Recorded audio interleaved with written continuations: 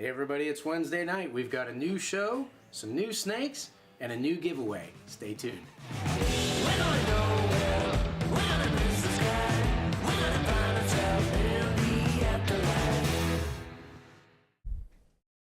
What is up, everybody? Welcome back to the Superdwarf Show. My name is Thomas. I'm Garrett Hartle, and we're here in the Out Reptiles studio to hang out with you. This week, we're actually going to take a little snapshot of the state of the union of the reptile industry. I want to talk about it as a whole. How do you guys think it's going? You know, there's a lot of crazy stuff going on in the economy at large. How does that affect us here, pet keepers and things like that? So that's something that we're going to dive into. I'm pretty excited to see what they think. Mm-hmm. It is a very interesting time to be a business owner in general. Oh, especially yeah, for sure. Reptiles and throw exotic animals in there. It just turns into the entire world has changed with the whole COVID thing, right? Mm-hmm. I mean, you have companies who've been around for 100 years that closed within the last 2 years. That's absolutely and then you have insane. hundreds and hundreds of companies that have just opened doors in the last 2 years because so many people were fed up, laid off, and decided to do something about it and start their own businesses. Well, so I wasn't like, what's the word, coherent or an adult in 2008, but like you hear like on business podcasts, they talk like they have founders on the podcast and they always talk about how like the business was born out of this recession and all that stuff. So like recessions are times for lots of brilliant ideas to come to fruition, but it is also the last time I challenging started selling retics was in 2008. Really? Yeah, it was crazy. So like, having to get all that stuff moving again. So it was pretty fun. We did a really good job back then as far as like bringing lots of people cool pets and stuff like that. And so I don't know. I feel like we are doing a pretty good job right now, but it's up for debate. So. Hey, you guys can tell us what you think. If we're doing a good job or if everything's working, give me a thumbs up in the stream if everything's working. If you hate us, click thumbs up twice. Yes. That's how that works now. Leave a like and a thumbs up. How is everybody doing this week? We got a good show for you guys. We kind of touched on it. We're going to touch on like just kind of how to be better at business specifically. Well, we want to know what you guys think too. I'd love to. So, kind of think about your interactions with the industry, and then as we get into it, we'll get into it. But before we do that, I want to announce tonight's giveaway. Ooh, now, this giveaway is for any and all of our Patreons, so you guys probably know this. Right immediately following this show, we jump over to that set right over there. You guys won't know what this looks like unless you get like a wide shot of the studio. But we're going to head over to that set right there, and we're going to do a giveaway for any and all of our patrons. Let me show them really quick. I can show them, actually. Can you? Hold on, ready? That's for later, guys. That picture that's right there. That is Ashley's Patreon studio. Look at how nice that looks. So we're going to jump over there. Now, Brian Potter has put up, this is to the tune of $100, 2 VIP passes to Tinley Park NARBC. That's coming up in October. You can find a link to, hopefully. Yes. How's your description looking over there, Thomas? Do you have a link to NARBC? Mm-hmm. Yes, so if you want to enter to win these, you can join our Patreon. You could literally join it right now and then jump into the meeting after this. It costs $5 at the lowest level, and then you can jump in to win $100 passes. These are the VIP passes. This is the only way that I would go to a show that offers them. It's a 3-day pass. It gets you early access on Friday as vendors are setting up. Guys, as a vendor, and if any of you guys have ever sold and vended at shows, you know this to be true. The very best reptiles at the show are gone by the time Saturday show opens because there are people who roll through with intent. There's dudes that come in with backpacks literally full of cash and buy up all the coolest reptiles at every show on Friday as they're being unpackaged. That's not a joke. That's really the way it works. We usually do at least half, if not more, of our sales on Friday during setup.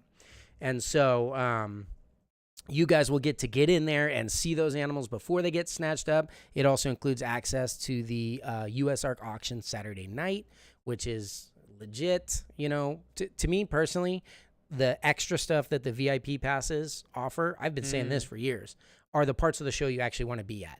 Friday during setup, and then Saturday night at the auction.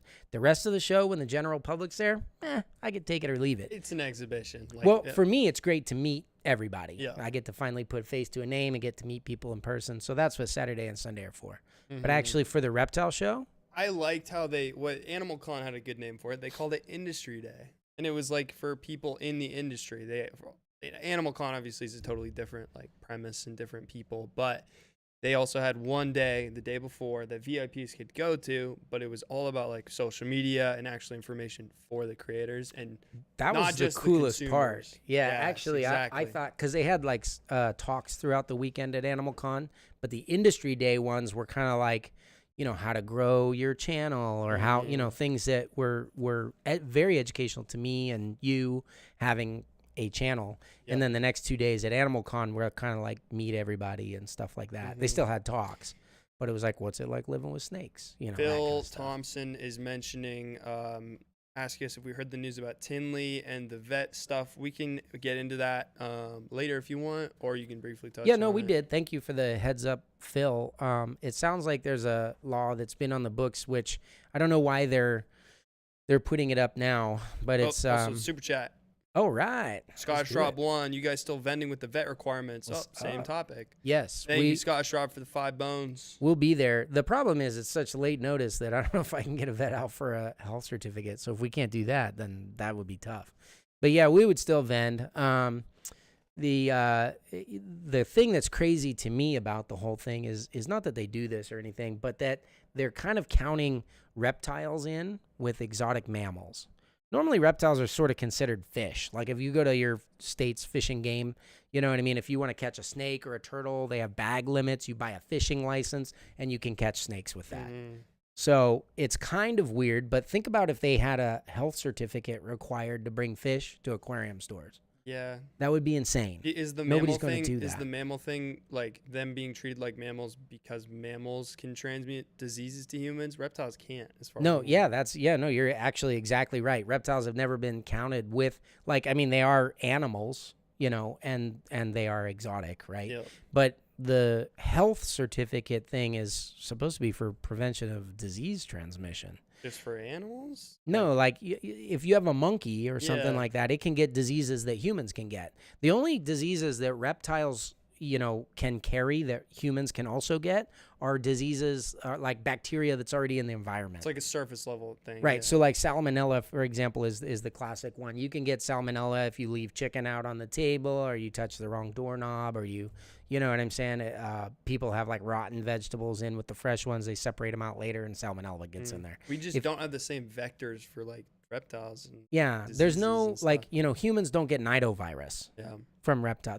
I don't think there's we may ever be the first. With your luck, you're probably ever been be a the disease that affects reptiles, that makes reptiles sick, that makes humans sick. You will be the first to find out though with your luck. Yeah. Yep. I don't know, man. I watched the vlog, dude. You're the one licking birds down there in Florida. Nobody saw that. That didn't make the vlog. That is the first time people have heard about We're going to throw a video of Thomas licking a dead bird on the road up on Patreon right now. It's way too controversial for the general public, apparently. We can actually make that happen because I haven't gotten sick so far. And go for it, Thomas. $10 is $10. That's all I have to say. $10 is $10. All right, so see. join Patreon if you guys want to be entered to win. Everybody who is at that meeting at any level on Patreon can win these 2 VIP passes, courtesy of Brian Potter. Thank you very much, Brian. Hey, Rob. Do you want to that stop and say is hi? Awesome, and we're excited about We got it. Rob Roush this Rob Roush is in the house. What are you doing here so late?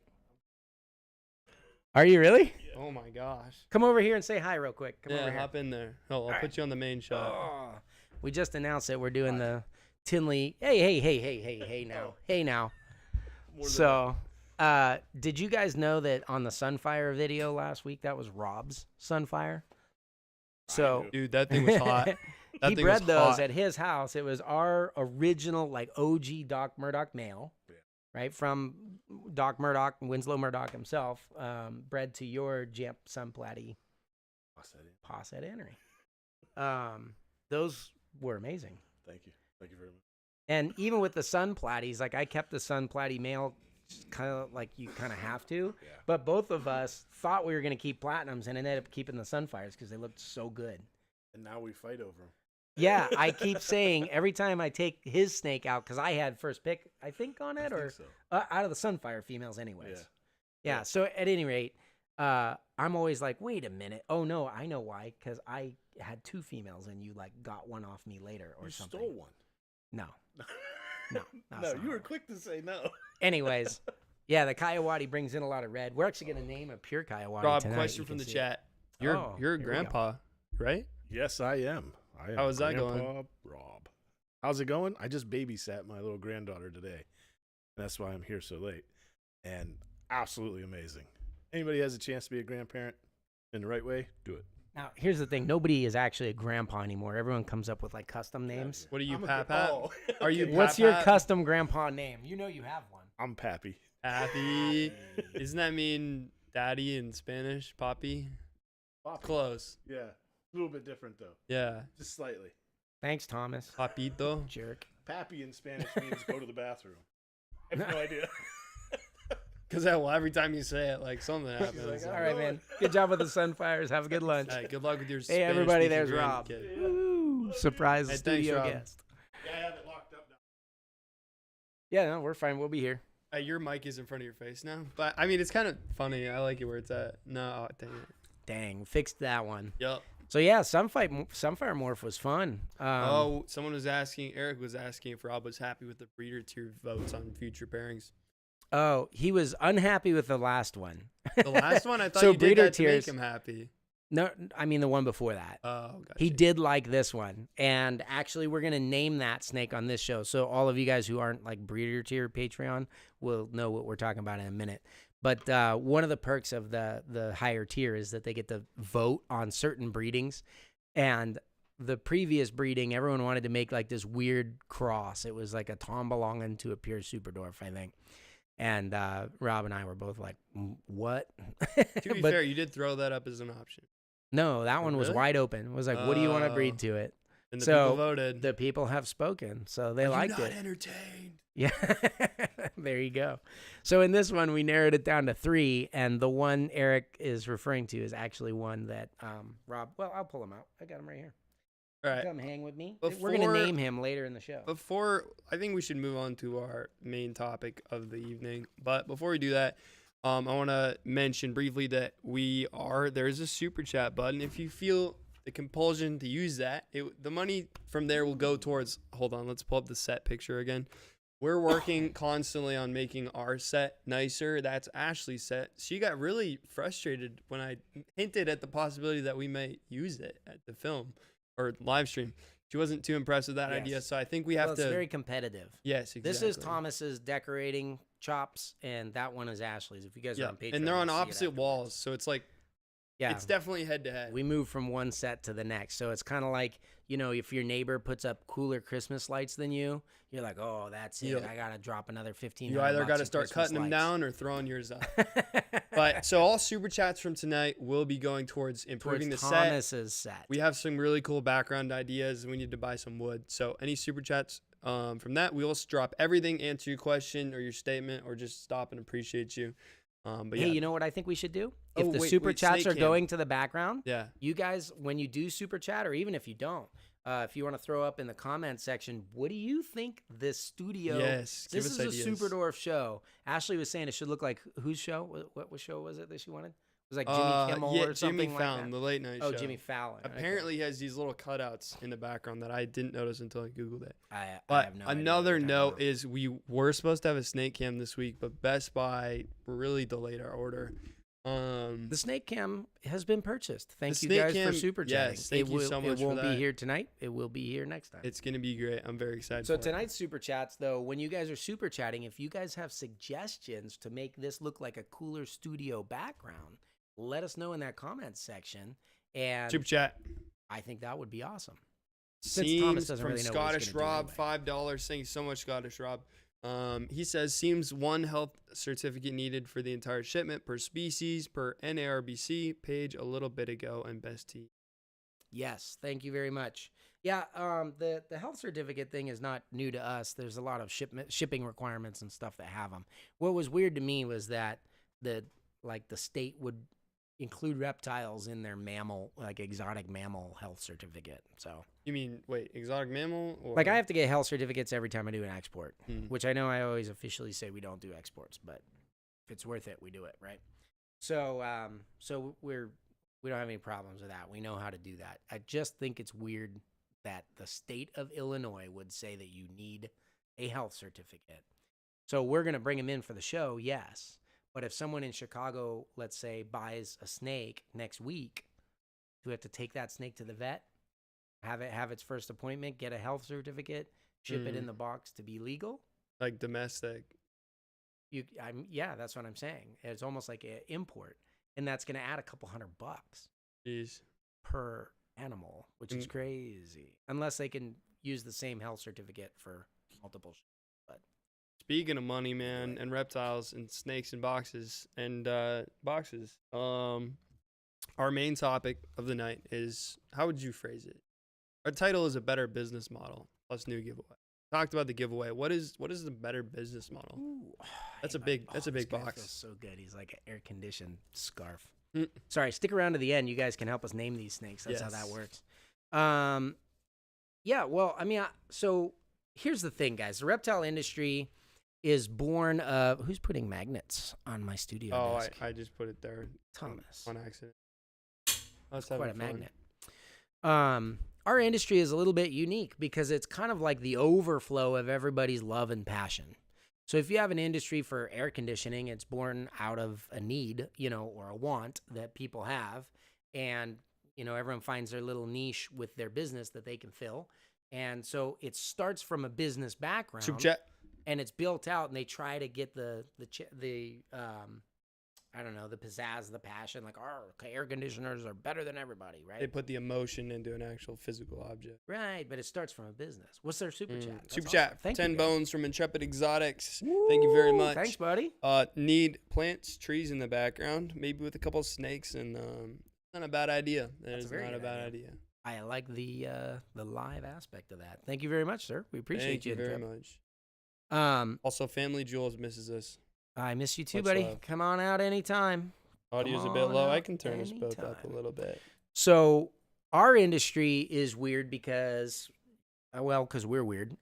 And we love these reptiles, and we had so many of them that we, a lot of people are like, I have so many pets, I can breed them and sell them. Super All right, let's do it. Erica Christian, $5. Running gag that all props are dwarfed in size too. I like that too. I do like that. Just to make me look like a giant. I'm gonna get you or a something golf like pencil that. next time. A golf pencil. Like a golf pencil instead of a real pencil. Golf pencil. This no is what I'm cards. riding home on tonight, right there. Yep. You're gonna have little flashcards, like size things for your brief. That's pretty doll good. glasses. Made me laugh. Yep. But wait, so I guess what you're saying is like it started from a hobby. So a lot of people who have hobby, like they don't own businesses. Yeah. It might be just a guy who bought a couple of snakes. Directly born out of passion, basically. Yeah, I love these snakes. They're awesome. I want to experience their entire life cycle. And in that is breeding, And so that becomes a part of it. Now all of a sudden they have these babies, and that is how an industry is born. I have these babies. I don't need all of these babies. I wonder if I can move some of these babies into new homes and, like exchange. Here's my snake or turtle or lizard, whatever it is, in exchange for some money so I can buy some more rats or crickets to feed them or a new cage or something like that. Like even the breeding is like a passion thing. Like I wonder if these animals, if I'm so in tune with these animals enough that I can get them to produce more life. Yep. And if you actually look at like this is a very much a generalization, guys. But if you look at the more, say, legitimate businesses within the reptile industry, they're support businesses. They're people who got into business to support people who love reptiles. So think of substrate companies. There's a number of different very professional, very corporate substrate companies, caging companies, manufacturers, farmers of the feeders. Yeah, rodent breeders, cricket breeders are some of the biggest ones. Or the companies that supply, say, reptile supplies to large big box chains or online stores. Those are the more professional side of the reptile industry. Even US Ark would count as this. They are born of a need to support the reptile industry. But the people driving the business, breeding and producing the animals themselves, with very few exceptions, are people who started out with hobbyist reptiles. And some of them have become brilliant business minds, and some of them are quite terrible for the industry. Even if they're good people and love their animals, they have not had a good impact on the industry, whether it was intentional or not. And it's probably because they never really thought of it as a business. So it's like this weird, almost like crowdsourced industry that Very we have. grassroots. Yeah, and the experiences you're going to get are very different. So if you think of it as like, if I go to a fast food chain, pick your favorite fast food chain, doesn't matter. They got to have, combo meals under $10 and a drive-through. Woo! Super chat before we pick the fast food chain. Duran hit us with the $10. Thank you very much, dude. We appreciate Duran? that. Thank you. We love you, Duran. He says, here's my trademarked acronym for a better business model and community overall. Just don't be a fear-based, uptight, closed-minded know-it-all. Well, then Do the math there's on no that place one. for us anymore. Fear-based, Yes, uptight, absolutely. Yes. closed-minded, Totally. KNO, know-it-all. You can't read it, but you could probably math that one out. I like it. Yep, I like it. Thank you, Duran. Appreciate that. So, yeah, I would like to know kind of what are some of your guys' experiences? Because if you go to a fast food chain, if I go to McDonald's, then I go to Burger King, and then I go to Wendy's, and then I go to KFC or something like that. They're all going to be different, but the business models are very similar, right? And you have a very predictable experience at one. And if you have something wrong, let's say they mix up your order or you wait a certain amount of time too long or something like that, you're going to be dissatisfied because there's a status quo that you're measuring all of them up to. Or, people who have these like cult following food chains, let's take Chick-fil-A, for example. You're like, wow, they are consistently above the bar. The employees are happier, the food is fresher, and we have this standard for fast food. And so if you do a little bit better, everyone's like, wow, I'm in love. If you do a little bit worse, everyone's like, oh, this terrible experience. Let me get on everybody hates Yelp. Arby's.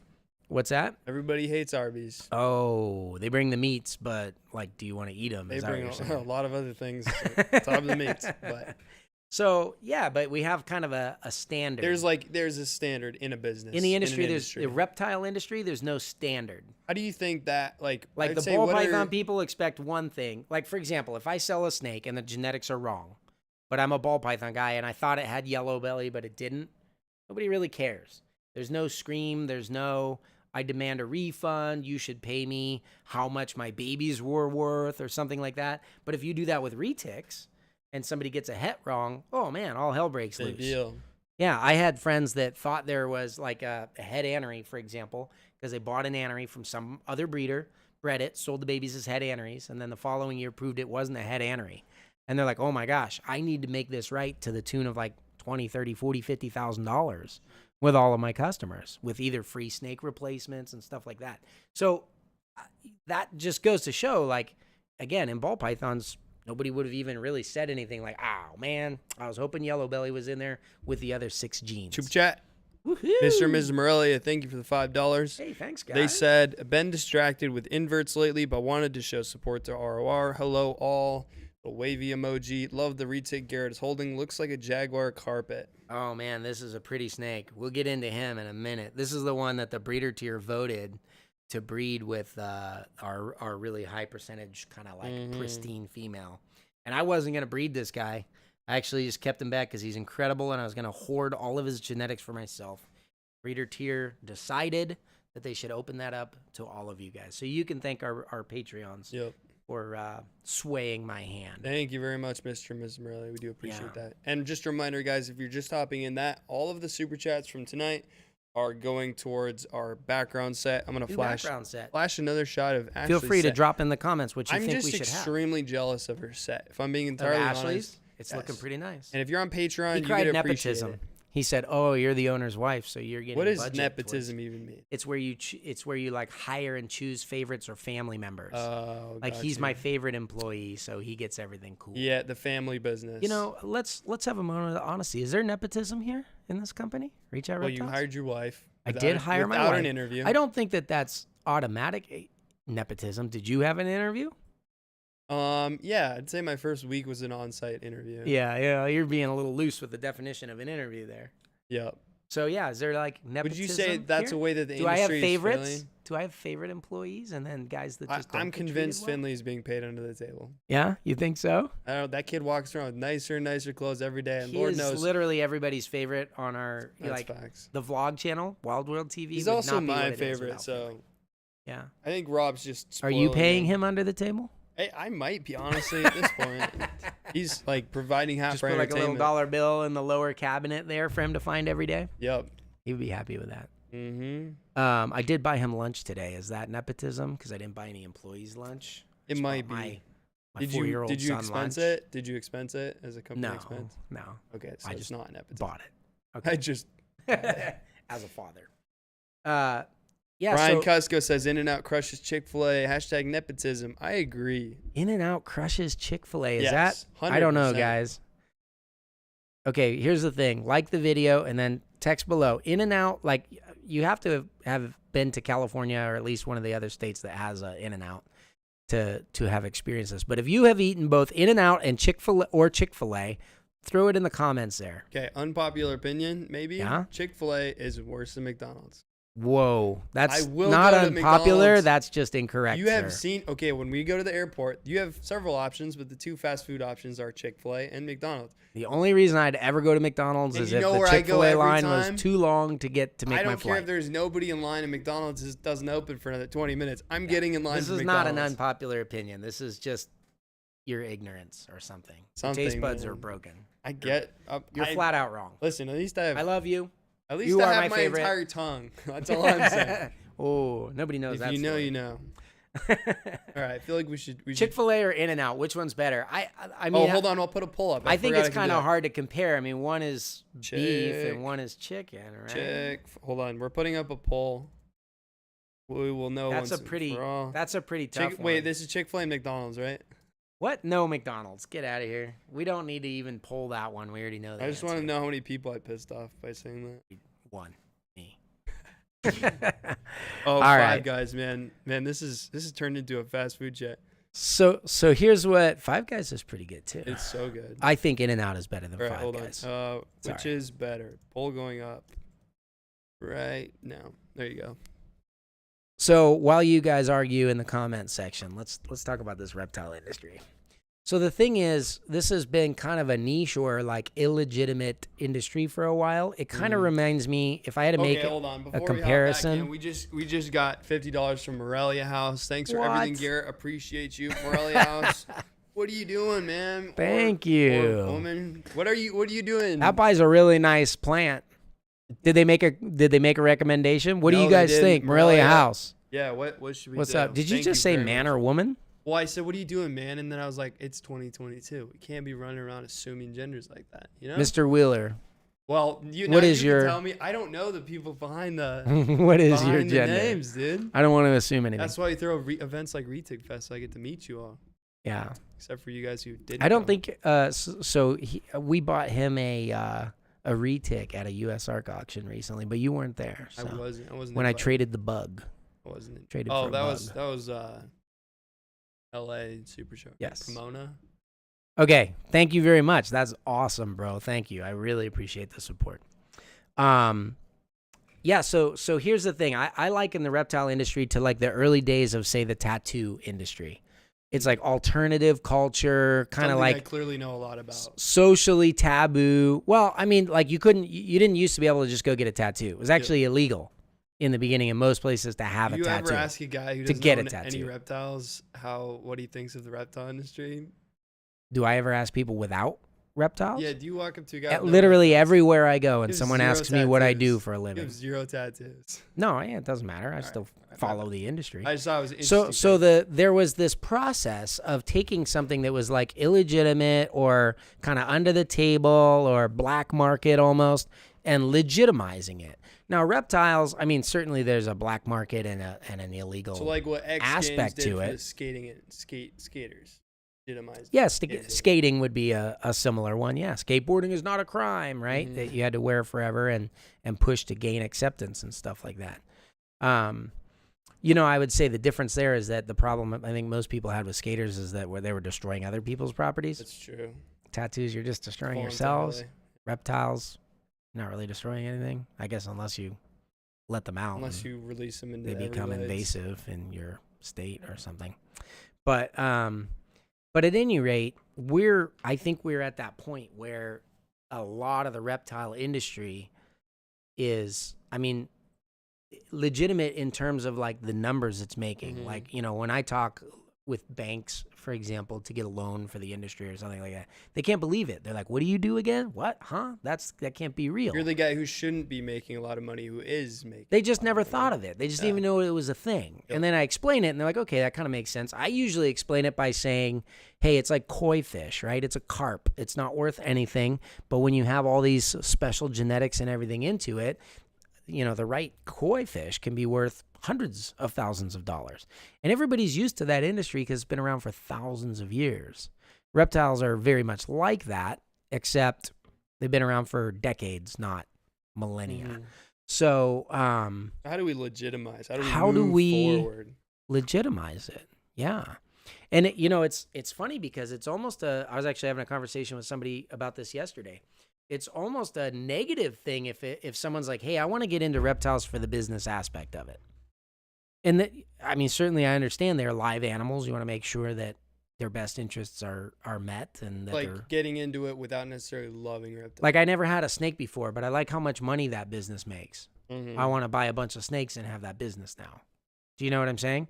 That's kind of like a look down upon thing. But if you said, hey, I like how much seamless gutters make, maybe I'll buy a business, and have a seamless gutter business. Nobody cares because it's not live animals, right?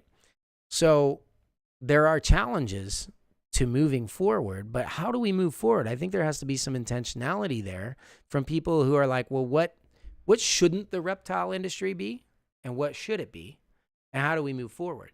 The other thing is the hobbyists have to stop vilifying people that make money in the industry, right? So some of the bigger corporate guys are like, oh, I hate those guys. You know what I'm saying? Like, a good example you are familiar with, Thomas, is U.S. Art.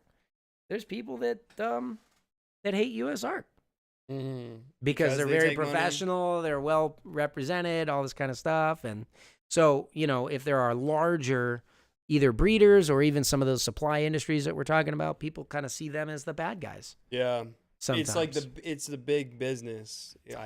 If you're in the position, this is what it is. If you're a hobbyist and you're a specialist and you love your small community, and that community begins to grow, you don't like it as much, typically because you're not getting as much attention, or the things that you liked about it in the beginning start to go away. Mm-hmm. So it's kind of like if you find a music band and they're like, oh, I love these guys. No one's ever heard of them. Check this out. These guys really connect with me. And then they just go mainstream and they're, in every sellouts. Top 10. Yeah, you say they're a sellout, even if they've been doing exactly what they've been doing the entire time. So there's something about the shift to I can have a larger appeal. All of us in the reptile industry are like, what would be good is if we could educate the next generation. Let's get the word out. Let's get new keepers in there. Let's get more people exposed to the animals that we love. But then there's this weird thing that, like, as people come in, like, let's say there's a 16-year-old that starts breeding, leopard geckos or something and crushing it and doing a good job.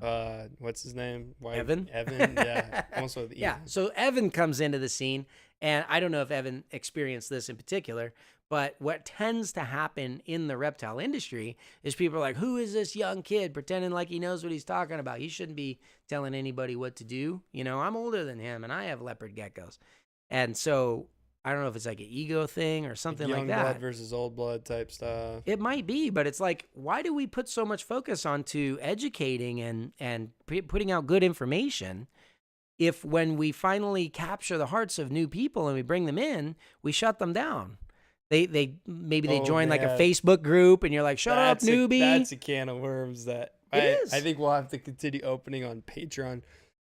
There's a couple questions that people are dropping in the chat on topic of what we're talking about right now. Yeah. So let's hit some of those, and then we have a couple questions that from a YouTube post we put up earlier in the week. Let's go back. What do you guys think? How do we invite the new people, set an industry standard, and try to create the next Chick-fil-A or In-N-Out of the reptile industry where everything's just a little bit better from these guys? Where people debate whether Reach Out Reptiles then having to hate them yeah, because they were successful in reaching a lot of people. Let's just not be the Arby's of the reptile industry. Sorry to everybody who likes Arby's. I mean, those are always going to be there. If people stop buying their food, they wouldn't be there. If people stop buying like bargain basement, reptile breeder, flipper swapper, low quality animals, not knowing what's going on, then they wouldn't be there anymore. All right, we got a question from D's Balls and Exotics. What's up? Do you think more people need to go legit as far as opening LLCs, paying taxes, etc., in order to help legitimize our industry further? 100%, yes. Showing the mainstream community the vast appeal of these animals. Yes, I think, well, it's not, so yes, people do need to do that. Not everyone needs to have an LLC, and then there's nothing wrong with being a hobbyist reptile breeder. But what we need to do, I think, is promote the people who are doing it right, call out why they're doing it right. Boy, I got people going off the hook here. Sorry, everybody. Call out what they're doing right in their businesses and congratulate them for reaching new people or expanding the industry. Not everybody's going to be perfect. In fact, I can pretty much guarantee nobody's going to be perfect. They might not do everything the way that you like them to do, but allow them the space to affect their little bubble of influence while you affect yours. You have your people over here, they have their people over there. If both people are doing a good job, you have double the amount of rise in the reptile industry. Matt Summers says he just filed as an Matt? S Corp for that reason. Congratulations. Woot woot. Also saw you just got monetized on YouTube, which is also super exciting. Wow, Go get that back. congratulations, Mr. Summers. That's exciting stuff. Mm-hmm. Yeah, it needs to be legitimized. And even I know a lot of us that are reptile nerds or something, we'll see someone that's like a pet YouTuber. We're talking about Animal Con. And it's like, oh man, our channel has how many subs, Thomas? Like 28,600. Closing in slowly Getting to 30. on 30,000 with our Superdwarf Free Tick channel. And then somebody starts up and they're showing how their turtle farts or something, and they blow through the first 1 million subscribers or something. And we get mad about that. I really don't think that should happen. As long as they're not doing something like animal abuse, if people are profiting off of literal abuse and, going, yay, this pain and suffering, that's something altogether Unless there's different. a moral. If somebody loves their pet, sorry, buddy, and they're doing a good job keeping it, and they do things differently than you, but it's causing their rise in popularity, we should support and congratulate them. I think that's great. You could actually have a greater impact saying, hey, listen, I know you have this farting turtle species. I happen to be an expert in farting turtles, and I would like to tell you the technical terms to use. In our Sunfire flatulent turtles. Yeah, it's flatulent turtles. And if you could say that, to make us, so we actually got called out on that, talking about the Sunfire gene.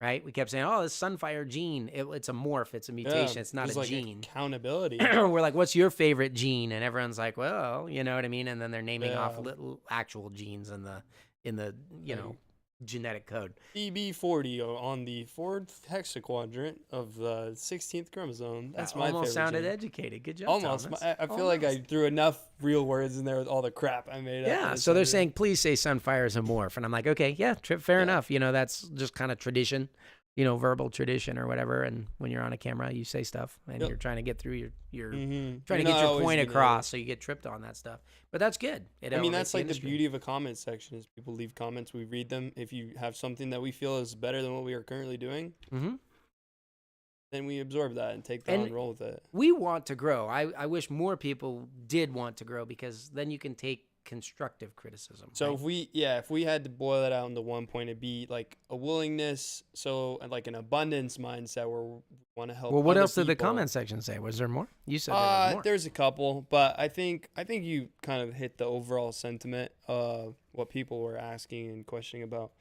I want to see greater success to greater numbers, a greater exposure for everybody across the board, and then a professional industry standard kind of being realized, so that, the more people that we do this with, if you get treated well by a particular business or breeder or whatever it is, reward them with customer loyalty, be a part of their community. So many of us have, we've talked about Patreon several times, things like that. Jump on there, show your support, watch their lives, throw out a like and comment, make sure that you tell them specifically what you like that they're doing well. And then tactfully, gracefully, lovingly, if they're doing something not well, you can approach that and ask them if they, care to hear an outside perspective on that, so that they can continue to grow. Understanding that they're a real person. Well, I Basically. mean, I'm basically just saying don't just go fight on social media because that never impacts anybody's minds. You know, I stay away from you because I hate you because you're different than me. Yep. You know, but you can actually win people over if you can talk to them well sometimes. Some people just don't want to be won over and they're happy with that. But those are the kind of people that, you know, if they're not willing to change or they're dragging things down, why do we keep supporting them, right? They're the Arby's. Well, speaking of things that are winning and being supported, Chick-fil-A is at 55%. In-N-Out's 45%. The In-N-Out gang, you guys are strong. Gonna end the poll here. We had 65 That's pretty close, votes. though. It's close. It's definitely not like a straight clear cut. Like one is better than the other. So we have. So I guess something we just started doing is we came up with a hashtag. We thought it was really original. It's called ROR Live, hashtag ROR Live. You can post your pictures or whatever you want that we will react to, but don't post it to ROR Live. It's now SD Show Live because ROR Live brings in a lot of heavy metal bands. Oh. It's a little confusing to sort through all of that. So SD Show Live. Post hashtag your posts on Instagram to that. We will go through that. Can you throw it in the comment section so they can see how it's typed out? Yep, SD Show Live. SD Show Live. We did have one person who submitted one. Thank you. Found Big through the thank ROR you Live. to, let me pull it up. Shar 92 with a Jam Peo Sunfire Tiger Platinum Het Annery. That Jam is Sun right here. Platy Tiger. Appreciate that, guys. That could be you up on the screen right there. That's awesome. That snake, that's a head annery. That's incredibly silver. I'd like to see the visual annery on that sucker. Mm-hmm. That snake perfectly matches your stainless steel appliances. Maybe that's what we need in the industry. More snakes that meet the modern trends. Yeah, that are more color coordinating snakes. Yeah, there you go. Look at that snake. It's like you got the little pop of color. Here's a market. Or the metallic Instagram. silver. I think the next big Instagram influencer in the retic or reptile world is going to be color coordinating with their animals and do like fit posts, like hype beasts. And I already know people, people that do this. Like, you know, someone that like only has orange cars, so they'll have like an old Miguel Garcia, an old Impala and a new Lamborghini. They're both orange. And 30 they have orange animals. Snakes. 30. I do. I know people that are animals. like, I buy red snakes. No, not just that. I'm saying they have a red snake. They wear red fit. It's like Versace and all that. They have all these like expensive clothes, and they do like, here's my red snake to boot. I probably wasn't paying attention to what they wear. I mean, like. listen, man. But they're like red everything. There's a niche for it. So like I have a red tegu, I've got a red garter snake, a red boa, a red. Anyway, I digress. There was a moment of inspiration that I realized. And then they told me they wouldn't buy retics because we haven't made them red enough yet. Oh man, that sounds like some trauma you should sort out at a later This was time. years ago. I'm gonna Keeps run me you up through at some comments from a YouTube post we put up. We're gonna rapid fire answer these. Wait, can you see this whole snake on camera? Because he's super cute. I can make it so you can see it. Look at that. Look how cute he is. Wow, he is like perfectly lined up. Yes. All right, let's all appreciate this snake. What are you going through? What are we talking about? I'm gonna hit you with some rapid fire questions people asked. Okay. Rapid fire keywords. Rapid. Why do you say that like it's would never happen? Come on. I don't know, man. Just felt like I should mention that. Black Ace 223, Death Rose 308 said, Dwarf or Superdwarf Ocelot reticulated pythons. Would love to see these in smaller sizes than the mainland. 100%. There are many people working on that project. The thing to remember is that on average it takes like 10 years to really start to get reliably smaller snakes from the time you start with a mainland. So ocelots have been around a little bit longer than 10. Well, not the name. The name was originally rainbows. But yeah, they've been around for a little bit, but you have to let them be made, sold, get into a Superdwarf breeder's hands. And usually those first gen animals, as they get out, they're like $25,000, $30,000. So if you want to make your own Superdwarf morph of a mainland, you start with like a $30,000 animal, you add 10 years, lots of heartache, and you might get a couple. So, all right, next question. But I agree with you. Mike's Reptiles, can you recommend any retic breeders in Europe besides Philo Retic? Dude, that snake is being really cute. Hold on. Oh, you can't see its head. It's out exploring right now. Yeah, so Susie Robb in the UK is one of my favorites that I used to go meet, and we used to sell a lot of our stuff through the Reptile Room in Cleveland, near Blackpool. But that's all UK. Fila is over there in Germany. To be honest with you, I'm not super up on everybody that's breeding or all the bloodlines. I know that Murray Mack has been collecting like a madman and had a couple of cool clutches. I believe he's in Ireland. And then Jason Peacock, I think he's UK. All right, Jason, I time's don't up. remember We where got a he's at. super chat from Jay Lunsford. He always has pretty stuff Jay too. Lunsford says, "Hey guys, for the set design, thank you so much, Jay, for the $20. What's We up? appreciate that so much. Yeah, buddy. Thank you. Your We're gonna do set some cool is going to stuff. make Ashley jealous after tonight. That's all I got to say. You think we need one more night of this? That's been pretty Maybe. generous. Well, super maybe chat. we have to do one for your side, and then there's this like, My side. well, there's What? like 2 walls, you know. My wall. I have a wall? I thought all the walls were mine. No, it's Reach Out Reptiles LLC that owns the walls. I have no idea what he was talking about. It's definitely like this. I'm saying the set over there. There's 2 sets technically. There's your set, and then there's all over. I Behind could you? see I could hear the like wind. I don't know what of it you're talking going about. over your head. I just want to make this All right. one nicer. Next question. Thank you, Thank you for guys. the super chat. Next question. Eric Henderson, Super Motley, and Super Golden Child. I've read they have genetic health problems, yet I still see them on Morph Market. Irresponsible or no health issues. Super Golden Childs have a lot of health issues. Many of them die. So irresponsible.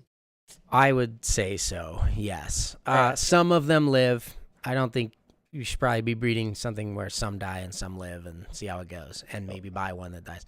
Super Motley's not as much. They definitely changed the structure of the body a little bit, but that's kind of more along the lines of like, maybe some controversial dog species like the stuff with the shorter snouts. Mm-hmm. Although with Super Motleys, it's more aesthetic. Like I haven't noticed any health issues whatsoever, and many Super Motleys are basically normal. Like if you really look, you're like, oh, his head scale count is slightly different, but nothing that would affect it at all. So Super Motleys, I would say generally okay. Sometimes it gives them like the duck bill, like a cinnamon ball Rapid python. fire.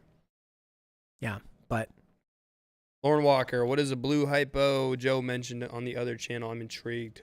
blue hypo is Philaretic's original name for the hypo gene. So the hypo gene came here to the U.S. to Bob Clark. I think he called his hypo stripe originally. And then the blue hypo was Philaretic, same genetic animal. It's now it's all just been dropped. They call them hypos. They're not available in Superdwarfs yet. Right, that one with Ocelot, are 2 really cool morphs that need to be shrunk down. All right, God for Creepers says, I've heard black-eyed Lucies have health issues a lot of times. Do blue-eyed Lucies have similar issues? A lot of questions on the health issues. Black-eyed Lucies, the gene that makes the black-eyed leucistic, also impacts their GI tract. So they have problems digesting, and they are almost always fatal / always fatal. Robert Uvino had one that lasted a long time, and everyone was like, look, sometimes they don't die. But his died of the same issue, just Exception, a little not the older. rule. Well, it wasn't even the exception. It just caught up with it eventually. All right, Ryan Hood. But wait, blue-eyed Oh, you talking Lucy's. I know many people with healthy adults. There are some rumors of health issues. We made our first ones. We have 3 of them in Superdwarf downstairs. I don't see any health issues yet, but stay tuned. I can't speak to that enough. I would say I think that they're okay. Everyone has told me they're okay. The people who say they're not, I don't think they've really had them or experienced with them, at least not the people I've talked to. But stay tuned. I'll shoot you straight. All right. Ryan Hood asks, can you discuss, we got a super chat. Kyle Phillips, what retic genes involve black eyes? Oh, man. Anthrax.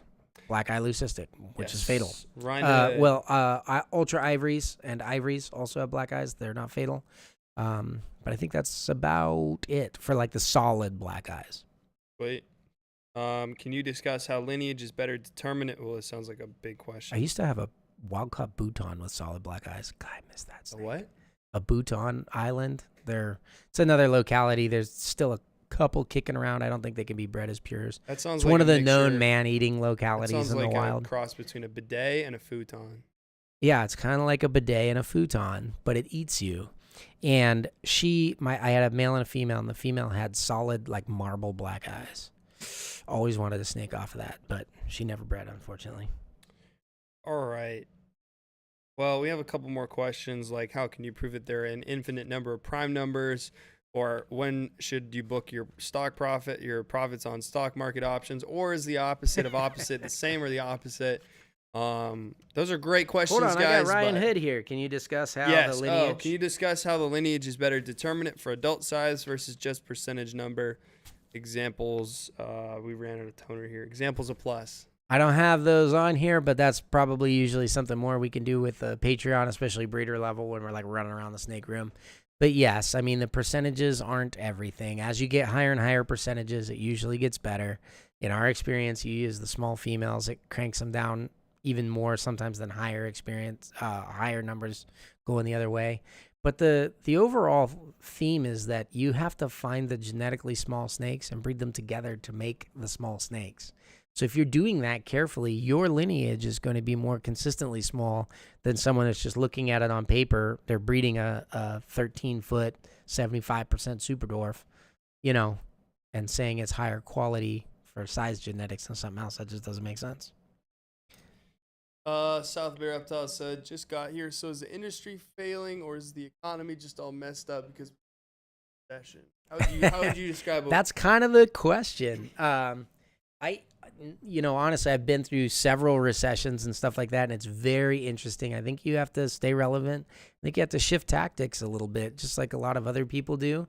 And honestly, a lot of the general, I don't want to give you like investment advice, even though people are asking about booking profits or stock market auctions. But the general rules still apply. So like what's Warren Buffett's famous saying is like, when other people are greedy, be careful. And when everyone else is being careful, be greedy. So that applies with these too.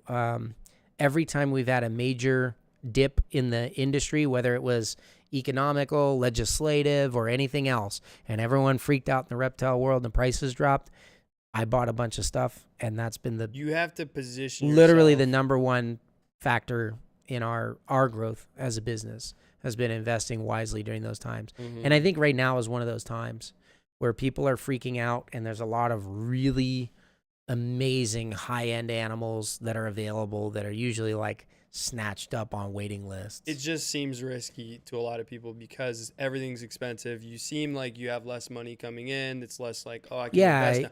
But if you do have that like in the back of your mind, not that you're waiting for another recession, but if you're like, okay, I'm positioning myself for when the market dips. So like an example would be like everybody has been pounding down our doors for Calatoas, and we've been breeding them, and they've got them. And this year, I mean, we still sold out of females right away, which shows the strength of that market. But there are some available male Calatoas that you can call not even on a waiting list. Just buy a pure, legit Calatoa from us. That's never happened before. Some of the breedings that I did, for example, we made Superdwarf double het albino, like purple albino pieds. Some of them are Sunfires. They're crazy. They're the first ones ever. Everyone knows that high-quality piebald Superdwarfs are going to be it. People have been chomping at the bits to make these things. These are the first 50% Superdwarf, 100% het albino pieds ever made. And we did sell, a bunch of them when they hatched or whatever, but now we still have some. They're almost a year old, and they're for sale. Like, those are things that usually get snatched up. But we had some people being cautious. A little indicative of where the market's at right now. Yeah. So they were being cautious. And, now, to be fair, we sold one yesterday or whatever. But I would expect somebody to come in with money and say, hey, look, here's the price. They're almost a year old. It is an objectively good investment animal. Give me a 20% discount and I'll buy 10 of them. And then you would literally own the Superdwarf piebald market forever. I mean, it's like those are the kind of pivotal moments. That's free business advice. We have done that. That's what has always worked for me. In 2008, I did that. 2015, there was a big drop when everyone was like, oh, no, you're not going to be able to sell these. It's going to be illegal again. I put $30,000 into new snake genetics that I knew, after the ban and all that kind of stuff. Literally every time. All right. Well, shoot, once again, we are not financial advisors. We're going to keep this conversation going up during we got to name a snake. After party. And then we got to jump to the after party to give away those NARBC passes. Yes, we have two free VIP passes. Join Patreon now. Jump over there on the show. If you're in there sitting at the after party, we're going to give those away. What he said. All right. I'm going to go over here. You ready? Can you see him? Two? Do we just have one? I have two. You have two? Okay. I have two snakes. All right. Yes. Do you want to tell the people how this works? And I will bring the Vanna White arm in a this little snake. bit. Make sure it doesn't get crushed between anything. Ooh, what do you want me to Bring do? the arm down a little bit. There you go. Perfect. Pinching of snake. I've pinched my fingers in those. We can also go like, he's back in. Ta-da. All right, tell us how this works, Thomas. All right, guys. So we have a snake in front of you, as you can tell. Go ahead and hit us with your name suggestions in the chat. I will read them off to Garrett without saying who said it, because a lot of times we have some similar winners, and we like to leave nothing up to chance, or everything up to chance. So hit us with your name suggestions. We have 2 snakes to name tonight. If you win, send me an email, thomas@reachoutReptiles.com. And at some point, we will come up with a better system for getting you a picture of the snake, but you will receive a picture of the snake. And then if you put it on social media, we'll shout you out. It's a better system. Just check your email and send them the pictures. We even take the I have pictures. to check my email? Oh, man. Come on. Oh, my gosh, man. Wow. All I wonder right. I haven't been getting any emails. That's crazy. So, yeah, shameless plug. If you're this far in the video and you want to help name the snake, give us a thumbs up and start throwing out some names. So this is a male. He is from the White Diamond line. Everybody loves that line. It's from a snake named the White Diamond. He was exceptional, beautiful, clean. South Bay Reptiles is starting the bidding at 1.2K. Everything awesome. So this is a super tiger. Let me see. He's a Pos. Yeah, he's a Posset Snow. People are wondering if we're bidding on this. We are not bidding on this snake. You are trying to name this. SBR starting it at 1.2K. 1.2K. Can I get a 1.4? He is not for sale. He is literally being bred. You will be able to buy his babies. So he's 50% Superdwarf. Actually, no, he's higher than that. I forget. But he's going to breed this fall. Nah, it's not worth it. All right, we're getting some He's names. higher than 50%. He's going to be bred to an 87.5% Superdwarf Platinum Het Anery. He's a Posset albino anery. Just a super clean, beautiful super tiger. People wanted to see platinums like this and high percentage come in the future on our breeder tier. So they voted to breed this guy to it and bring that White Diamond line into All right, we got some names. We got some names. Snakes. We got some names. Read them out. All right, we got Glitter Pot, Pizza Pizzazz. Send the pictures, Thomas. I like that name. Frost, Pork Chop, Zales, White Walker, Cosmo, Gorgeous George. I like that one. White Snow, Triple H, Lars, Peridot. It's spelled Peridot, but I want to say the T silently. Bagaraha. Wow, you're bad at names today. No, man, they're hitting us with some wallows. Tommy Lee, Gold Member, Seamus. Triple H is a wrestler. Diamond Splitter was his big move. Olaf. Diamond Splitter. Kenneth. Helios. Lemon Drop. There's a lot of good ones. Bill Murray. Jasper. Arthur. I'm partial to Tommy Lee, but for me, so I loved Glitter Pot. And Garrett, then it was Ripper. down to like Tommy Lee and Gold Member. oh, But I think Tommy Lee's gonna take I it. like that one. That is a good one. All right, Tommy Lee. That was It's funny when we have celebrity Blick. names because it all goes around. Eric Blick won. Oh man, he loves the White. I'm gonna Diamond need a line pronunciation chart, Scottish drop for the That's funny. Bagaraha. stuff. Congratulations, Eric. That's awesome. Bagaraha. All right, buddy. Here. Oh, let me. I'm gonna go put him on Ashley's new set so he can play, and then I'll grab the second snake. It's a pure Kayawati. Is that what you want me to tell him? Your pure Kayawati snake. is. Oh, he was falling there for a sec. Yes. All right. What else do we got? Here's our second snake. This is a pure locality, pure Kayawati male. He is about 3 years old, so still doing a little bit of growing, but getting pretty close to where he's at. This is not a Doc Murdoch line animal. This came from some animals that were owned by a buddy of mine, Raul Diaz, who used to come by the shop at Prehistoric and talk pure localities, and we were always so mad that nobody cared about pure localities back then because they were so cool. So he had those, and those animals produced this guy. Also, apparently, Bagaraha is pronounced Bagheera, like the tiger from the Jungle Book. There you go. Thank you, Scott. Garrett was the leopard. All right, guys, hit us with your names for this guy. So this guy's really cool. He actually has like these really large white rosettes. Well, See camera. that? Are we going to South or wow? Sorry. So this is the same Are we going to bloodline. Arlington? Question. Are we going to Arlington? No, I don't think so. Ever? Not ever, ever, and ever. But All this right. next show, no. All right, sounds good. Sorry, everybody. Unless I pop up unexpectedly. Been known to happen. We All will right, not be We're vending. getting a couple names. We got Lemon Ice, Wagglebutt, Percy Jackson, Crikey, Kronk, Fitzgerald, Wilson, Ewok. Any pet quality female staying under 12 feet. I like that one. What is Swagger. it? Any pet quality female staying under 12 feet. Apicophus for We definitely short. have females for sale that would be under 12 feet. Swagger, I Winston. don't know what you mean by pet quality, but Is in cheaper. there are cheaper ones. Yeah. Probably. Wood Splitter, Ryder, Mr. If you're Wagglebutt. going for a pet, man, just go for a male if you're never going to breed it. Rodney. Tiggles. Morse, like Morse code. Sandstorm. Gigawatt. Wouldn't that be gigawatt? No, it's spelled gigawatt. 1.21. Naughty. I kind of like that one. All right, well, we're going to go with Caillou Naughty. That's Phil Thompson. Caillou Naughty. That was pretty good. It would be funnier if he was mean, but he's pretty nice. All right. Go ahead and, yes, hold on. I had a brain fart. Phil Thompson, send me an email. We'll send you a picture. Do you want to We'll take a picture of the snake with the name tag. We'll throw them up there, and they shall be forever known as Tommy Lee and Caillou Naughty. All right. Thank you, guys. That is it for the Superdwarf Show. And what we are going to do now is jump over to the after party for everybody that's on Patreon. We'll give away our Tinley Park tickets. Thanks, everybody. See you there.